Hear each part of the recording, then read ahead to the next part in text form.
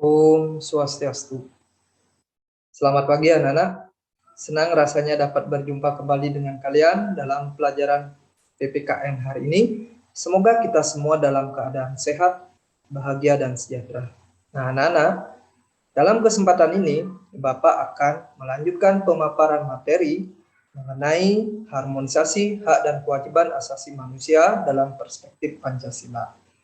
Nah, materi yang akan Bapak bahas adalah tentang substansi hak dan kewajiban asasi manusia dalam Pancasila. Nah, anak-anak, perlu kalian ketahui, Pancasila terdapat 3 nilai. Yang pertama adalah nilai dasar, adalah nilai yang terdapat pada sila-sila Pancasila.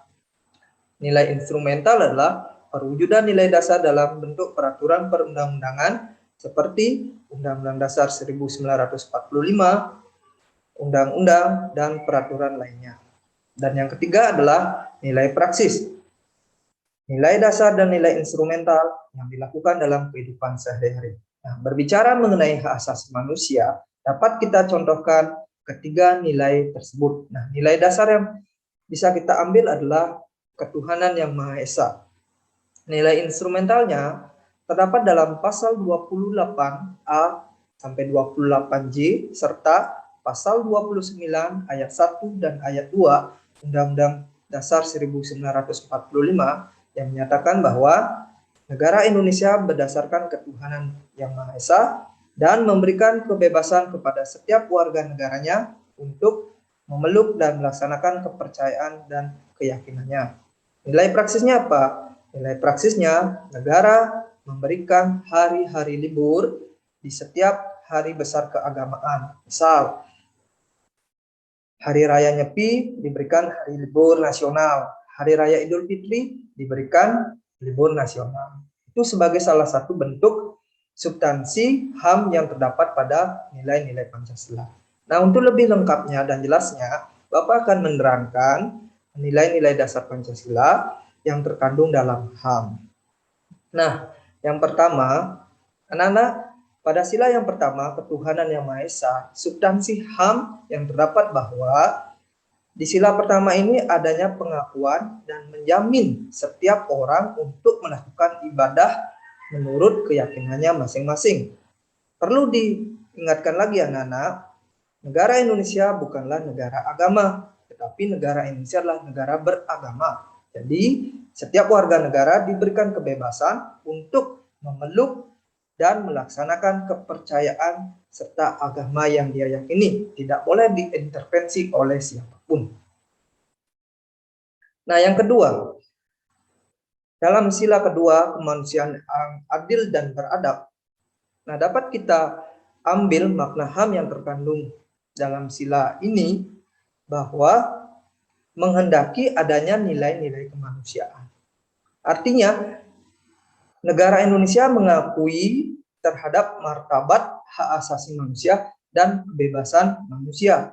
Namun, warga negara Indonesia juga harus atau wajib mengakui dan menghormati setiap hak-hak dari warga negara lain.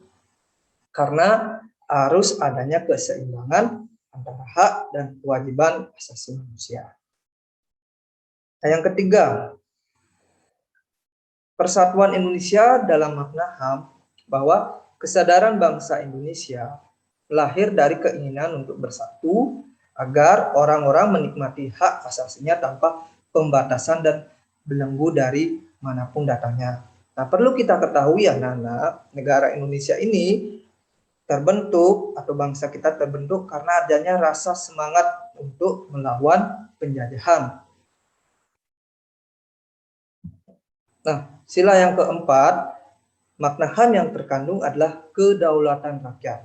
Di mana dalam sebuah negara, rakyatlah yang berdaulat. Kekuasaan tertinggi berada di tangan rakyat. Sehingga rakyat diberikan hak untuk mengeluarkan pendapat, hak untuk berkumpul, hak untuk ikut serta dalam pemerintahan, maupun hak untuk menduduki suatu jabatan. Nah, sila yang kelima. Sila yang kelima, makna HAM yang terkandung di dalamnya adalah negara memberikan kebebasan kepada warga negaranya atas hak milik, hak jaminan sosial, serta hak mendapatkan pekerjaan dan penghidupan yang layak. Nah, anak-anak, demikianlah substansi HAM yang terdapat pada nilai-nilai dasar Pancasila. Perlu Bapak sampaikan bahwa substansi HAM dalam Pancasila menerangkan bahwa adanya keseimbangan antara hak dan kewajiban. Karena itulah yang dapat menyebabkan adanya keharmonisasian dalam kehidupan berbangsa dan bernegara. Nah, materi selanjutnya yang akan Bapak sampaikan kepada kalian adalah kasus-kasus pelanggaran hak asasi manusia. Nah, anak-anak, apa yang dimaksud dengan pelanggaran hak asasi manusia? Itu dapat kita ambil definisi yang terdapat dalam pasal 1 angka 6 nomor Undang-Undang nomor 39 tahun 1999 tentang HAM. Nah, di sana dijelaskan bahwa pelanggaran HAM adalah perbuatan seseorang, kelompok orang, termasuk apapun yang disengaja maupun tidak disengaja, yang secara hukum mengurangi, menghalangi, membatasi, ataupun mencabut hak asasi manusia seseorang atau kelompok orang yang dijamin oleh undang-undang dan tidak mendapatkan atau dikhawatirkan tidak akan memperoleh penyelesaian hukum yang adil dan benar. Nah, anak-anak, perlu kita ketahui negara dalam melindungi hak asasi manusianya, warga negaranya, maka dibutuhkanlah perangkat. Perangkat itu namanya adalah hukum. Hukum inilah yang membatasi hak asasi manusia setiap warga negaranya. Karena hak asasi manusia tidak bersifat absolut. Jadi dengan membatasi hak asasi manusia, maka dapat menimbulkan penghormatan terhadap hak asasi manusia warga negara lainnya. Nah, kasus-kasus pelanggaran HAM dapat kita bedakan menjadi dua, yaitu sifatnya berat dan sifatnya ringan. Nah, namun perlu kalian ketahui anak-anak, walaupun berat ataupun ringan, terhadap kasus pelanggaran HAM tersebut, cara penyelesaiannya pun harus dilakukan secara adil dan dilakukan dengan tepat agar tidak terjadi kasus pelanggaran HAM yang berulang-ulang dan begitupun korbannya mendapat perlakuan dan mendapat perlindungan hukum. Nah, Bapak akan menjelaskan mengenai kasus pelanggaran HAM bersifat berat. Nah, contohnya adalah pembunuhan massal atau yang biasa disebut dengan genosida. Yang kedua, pembunuhan sewenang-wenang di luar putusan pengadilan. Yang ketiga adalah penyiksaan. Yang keempat, penghilangan orang secara paksa. Yang kelima adalah perbudakan atau diskriminasi yang dilakukan secara sistematis. Nah, Bapak akan menerangkan di setiap contohnya. Nah, pembunuhan massal genosida. Nah, ini pernah terjadi di negara Indonesia pada masa Orde Lama, yaitu dengan adanya peristiwa G30 SPKI. Nah, tahun 1965 terdapat pembunuhan massal yang dilakukan oleh sekelompok orang terhadap masyarakat yang diduga terlibat dan sebagai anggota PKI. Nah, ini terjadi di seluruh wilayah Indonesia, baik dari Sabang sampai Merauke. Dan menurut data dari Komnas HAM, peristiwa ini menelan korban jiwa sebanyak 850.000 juta jiwa. Nah, ini disebut sebagai salah satu contoh pembunuhan massal atau genosida yang terjadi di negara Indonesia. Kalau di negara lain, nah itu bisa kita ambil dari Perang Dunia Kedua, di mana kekuatan besar pada saat itu Jerman Timur di bawah Hitler melakukan pembunuhan massal terhadap bangsa Yahudi dengan cara memasukkan semua bangsa Yahudi ke dalam tong ataupun ruangan yang berisi gas beracun. Mereka dibunuh dan peristiwa tersebut menimbulkan korban jiwa menurut PBB sebanyak 2 juta bangsa Yahudi meninggal. Dan yang ketiga bisa kita ambil dari contoh agresi militer Israel kepada bangsa Palestina. Nah, itu sebagai contoh pembunuhan massal atau genosida. Yang kedua, pembunuhan sewenang-wenang atau di luar putusan pengadilan. Nah, ini biasa contohnya seperti ini anak-anak. jika kalian menemukan atau melihat ada pencuri, nah terus diketahui oleh masyarakat, dan masyarakat melakukan tindakan main hakim sendiri dengan cara memukul dan sampai akhirnya membuat pencuri tersebut meninggal. Nah itu termasuk pelanggaran HAM bersifat berat karena masyarakat melakukan pembunuhan di luar dari putusan pengadilan. Ingat anak-anak, pencuri itu mendapatkan hukuman oleh pengadilan atau oleh hukum. Tidak boleh seorang pun yang memberikan hukuman karena negara Indonesia adalah negara hukum. Yang ketiga, penyiksaan. Nah, penyiksaan ini juga dapat dikatakan sebagai pelanggaran berat. Nah, contohnya kasus PKI terhadap penyiksaan sekaligus pembunuhan Jenderal ABRI pada saat itu, tahun 1965. Yang keempat, penghilangan orang secara paksa. Nah, di zaman Orde Baru pernah terjadi peristiwa Petrus namanya anak-anak, di mana setiap organisasi ataupun aktivis yang berani mengekang dan mengkritisi setiap peraturan dan kebijakan dari presiden yang berkuasa pada saat itu, maka besoknya aktivis atau orang tersebut tidak ada kabarnya, ataupun bisa dilihat di jalan-jalan dia sudah tidak bernyawa. Dan juga di zaman Orde Baru banyak sekali preman-preman yang dihabisi oleh penguasa pada saat itu. Nah, dengan cara menaruh setiap mayat-mayatnya di jalan sehingga memberikan efek jerah kepada masyarakat untuk tidak menjadi preman. Nah, itu termasuk kasus pelanggaran HAM bersifat berat. Yang kelima adalah perbudakan atau diskriminasi yang dilakukan secara sistematis. Nah, ini pernah terjadi di negara Amerika. Nah, pada saat itu negara Amerika terkenal sekali dengan perdagangan budaknya yang diambil dari budak-budak Asia dan budak-budak Afrika. Mereka diperjualbelikan tanpa rasa manusiawi di negara tersebut, dan sampai akhirnya kepada Abraham Lincoln sebagai tokoh HAM di Amerika yang menentang perbudakan tersebut, dan sampai saat ini sudah tidak ada lagi yang namanya perbudakan di negara manapun. Nah, selanjutnya anak-anak, kasus pelanggaran HAM biasa. Nah, bisa terjadi pemukulan berupa penganiayaan, pencemaran nama baik, menghalangi orang untuk mengekspresikan pendapatnya, dan menghilangkan nyawa orang lain. Nah, mungkin bagi kalian akan bertanya, kenapa menghilangkan nyawa orang lain dapat dikatakan kasus pelanggaran HAM biasa? Nah, dalam Kitab Undang-Undang Hukum Pidana dijelaskan, menghilangkan nyawa orang lain secara tidak sengaja itu dapat dikatakan pelanggaran HAM biasa. Contoh, anak-anak, ketika kalian bercanda di dalam atau di atas jembatan dan di bawahnya itu ada sungai. Nah, kalian bercanda dan akhirnya kalian mendorong salah satu teman kalian hingga jatuh ke sungai tersebut dan akhirnya tenggelam dan meninggal. Nah, itu dapat dikatakan sebagai pelanggaran HAM biasa karena dilakukan secara tidak sengaja dan tidak terencana.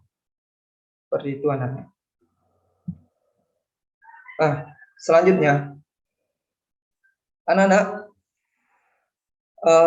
kita kembali lagi ke negara kita, bahwa telah terjadi peristiwa besar pelanggaran HAM di negara Indonesia. Nah, peristiwa-peristiwa besar tersebut sampai saat ini belum dapat dipecahkan siapa sih dalang utamanya dan belum bisa sampai dibawa ke pengadilan. Hal ini disebabkan banyak faktor anak-anak. Kenapa kasus-kasus pelanggaran HAM besar di Indonesia itu belum bisa diselesaikan di pengadilan? Yang pertama, kurangnya bukti anak-anak. Yang kedua, terduga pelaku tersebut sudah tiada atau sudah tidak ada, meninggal. Yang ketiga, terduga dari kasus tersebut bisa saja menduduki kursi-kursi di parlemen, kursi-kursi di pemerintahan, sehingga sulit untuk diadili. Nah, jadi ada beberapa peristiwa besar dalam pelanggaran HAM di Indonesia, seperti kasus peristiwa Tanjung Priuk di Jakarta, kasus Marsinah yang sangat populer sekali anak-anak mengenai kasus perbudakan terhadap buruh di Indonesia, di mana Ibu Marsinah dia diperlakukan secara tidak manusiawi, menjadi pegawai tanpa digaji dan disiksa pula. Yang ketiga adalah kasus penganiayaan wartawan yang terjadi di era Orde Baru. Banyak sekali wartawan yang dianiaya oleh ABRI saat itu ketika meliput peristiwa gerakan untuk menggulingkan penguasa saat itu. Yang keempat, peristiwa penculikan aktivis. Nah, anak-anak, ini ada hubungannya dengan yang tadi, yaitu Petrus. Banyak sekali penculikan misterius ataupun pembunuhan misterius terhadap aktivis-aktivis yang mengekang dan mengkritisi kebijakan penguasa di zaman Orde Baru. Nah, yang kelima, tragedi Trisakti, anak-anak. Tragedi Trisakti sampai saat ini belum dapat ditemukan ataupun belum dapat diadili siapakah pelaku utamanya. Nah, peristiwa tragedi Trisakti ini terjadi di Universitas Trisakti Jakarta, di mana adanya ABRI pada saat itu menembak mati 5 mahasiswa yang melakukan unjuk rasa. Padahal aturannya adalah ABRI tidak boleh menggunakan senjata untuk membunuh, tetapi harus dengan peluru karet, anak-anak. Tidak boleh membunuh, tapi harus melumpuhkan. Nah, itulah yang memicu gerakan besar untuk menggulingkan Soeharto, anak-anak penguasa saat itu. Oleh karena itulah tragedi Trisakti ini setiap tanggal bulan Mei, anak-anak, diperingati sebagai tragedi Trisakti, di mana 5 mahasiswa yang gugur pada saat itu diberikanlah gelar sebagai pahlawan reformasi. Nah, terus tragedi Semanggi ada kaitannya dengan gerakan ataupun demonstrasi untuk menggulingkan penguasa pada saat itu. Nah, yang ketujuh, kasus pembunuhan Munir, anak-anak. Aktivis Munir dibunuh di dalam pesawat saat menuju ke Belanda dengan racun. Sampai saat ini tokoh utama atau pelaku utamanya belum bisa ditemukan, tapi sudah ada pelakunya yang sudah mendapatkan hukuman, yaitu Polikarpus, pilotnya, anak-anak. Yang ke-8, kasus Ambon. Nah, kasus Ambon ini erat kaitannya dengan kasus ras ataupun kesukuan di Indonesia, anak-anak.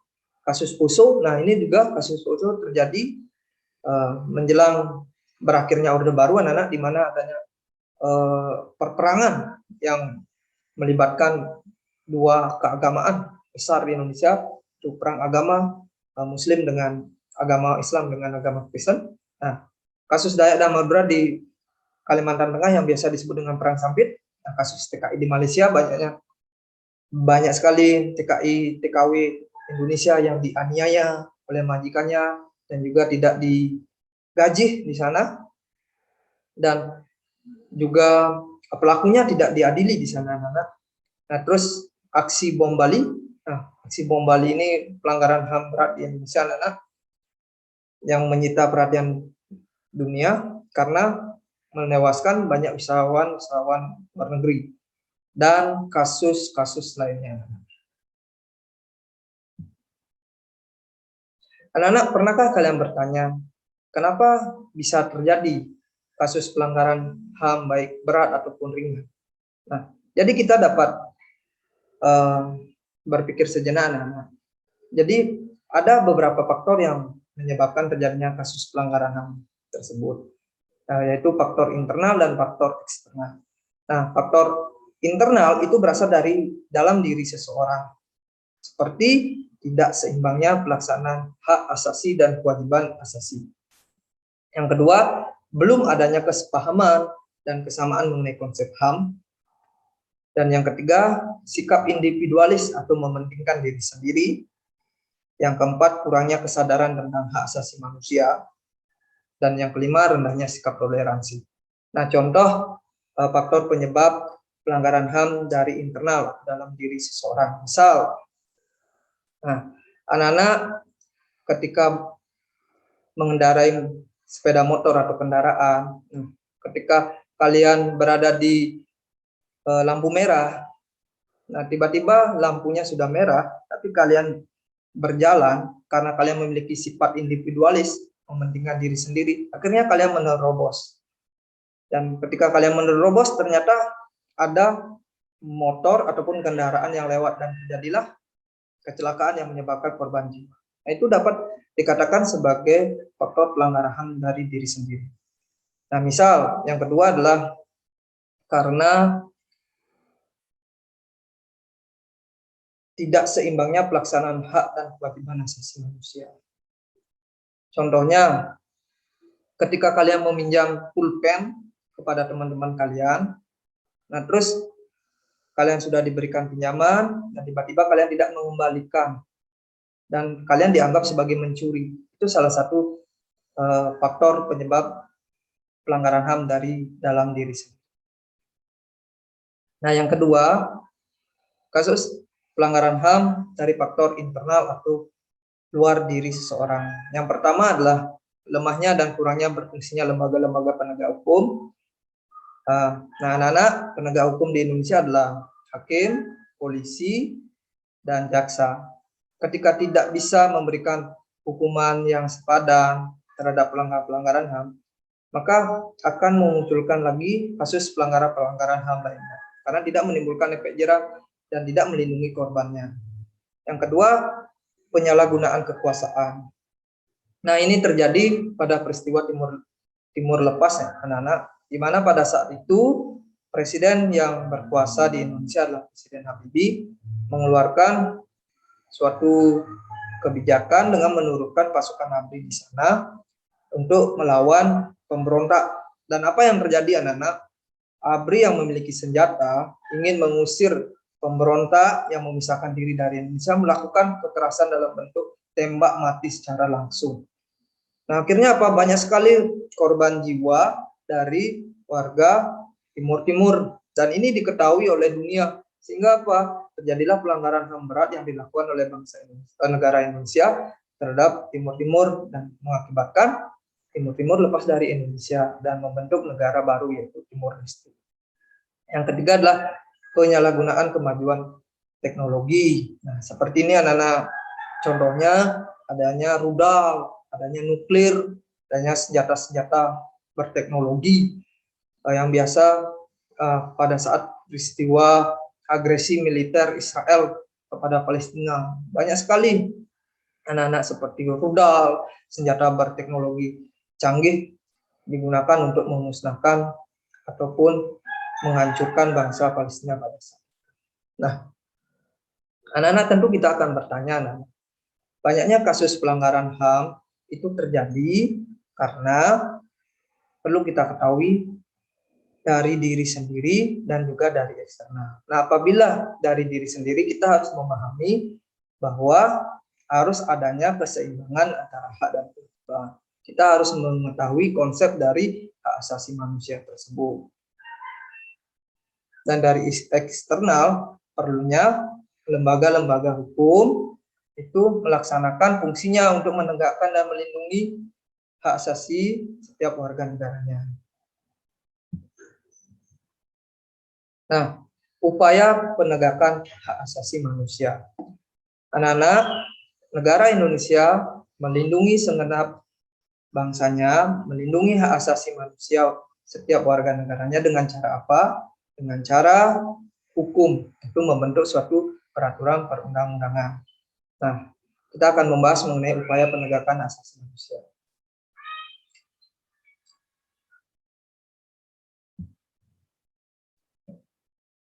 Upaya penegakan hak asasi manusia yang dilakukan oleh pemerintah Indonesia dengan cara membentuk Komnas HAM. Komnas HAM mempunyai 4 fungsi, anak-anak, yaitu penyelidikan, pengkajian, mediasi, dan juga ratifikasi. Nah, untuk penjelasannya, anak-anak bisa lihat di modul dan PowerPoint yang telah Bapak berikan. Nah, anak-anak, peraturan yang mengatur mengenai hak asasi manusia, selain adanya Undang-Undang Nomor 39 Tahun 1999, juga terdapat Undang-Undang Nomor 26 Tahun 2000 tentang Pengadilan HAM. Nah, Pengadilan HAM merupakan upaya atau cara untuk menegakkan hak asasi manusia terhadap setiap pelanggaran-pelanggaran HAM.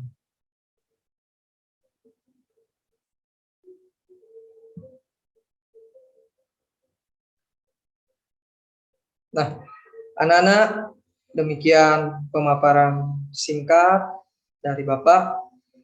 Semoga pemaparan yang pertama dan pemaparan yang kedua kali ini bisa dipahami dan dimengerti oleh anak-anak. Nah, sebagai kesimpulannya, Bapak akan menyimpulkan materi mengenai hak asasi manusia dalam perspektif Pancasila. Nah, kesimpulan yang pertama, konsep hak dan kewajiban asasi manusia. Jadi, hak dan kewajiban asasi manusia bagikan dua sisi pada mata uang yang tidak dapat dipisahkan, yang saling berkaitan. Contoh lain adalah hak dan kewajiban asasi manusia dapat kita contohkan seperti sepasang sandal yang kita gunakan secara bersamaan untuk berjalan. Begitupun juga anak-anak, kita dalam hidup berbangsa dan bernegara tidak bisa hidup dengan menuntut hak saja, tetapi kita harus juga melaksanakan kewajiban kita. Dan yang kedua, substansi hak dan kewajiban asasi manusia dalam Pancasila. Nah, itu terdapat dalam kelima sila Pancasila yang sudah Bapak jelaskan tadi. Substansinya itu adalah adanya keseimbangan antara hak dan kewajiban asasi manusia. Nah, yang ketiga, kasus-kasus pelanggaran HAM. Kasus-kasus pelanggaran HAM dapat dibedakan menjadi dua, yaitu pelanggaran HAM berat dan pelanggaran HAM ringan. Nah, apapun itu yang namanya pelanggaran HAM berat atau ringan harus ditindak dan harus diselesaikan untuk bisa memberikan efek jerah dan melindungi setiap hak asasi manusia warga negara. Nah, terus upaya penegakan HAM. Nah, upaya penegakan HAM dilakukan melalui ratifikasi dan peradilan. Anak-anak, perlu diketahui negara Indonesia adalah negara hukum. Jadi segala penyelesaian terhadap kasus-kasus pelanggaran HAM itu diselesaikan secara hukum melalui sistemnya namanya peradilan, sedangkan tempatnya namanya pengadilan. Nah, demikian pemaparan singkat dari Bapak. Semoga bisa kalian pahami. Apabila ada kekurangan ataupun kesalahan kata, mohon dimaafkan. Apabila ada kekurangan substansi, mohon dielaborasi. Sekian dan terima kasih. Om Santi Santi Santi.